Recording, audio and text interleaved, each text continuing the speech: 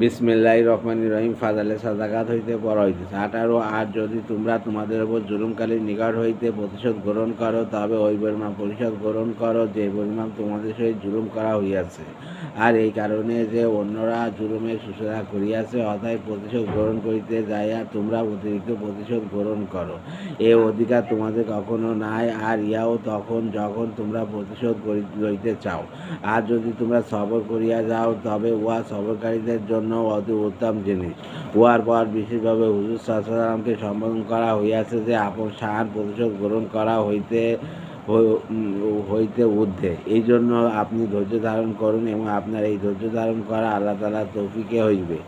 ওই সমস্ত লোকের বিরোধিতার কারণে দুঃখিত হইবেন না, যাহা কিছু এইসব বিরোধিত লোক আপনার বিরোধিতা করতে গিয়ে চেষ্টা তদবির করে, সেজন্য আপনি মন ছোট করিবেন না।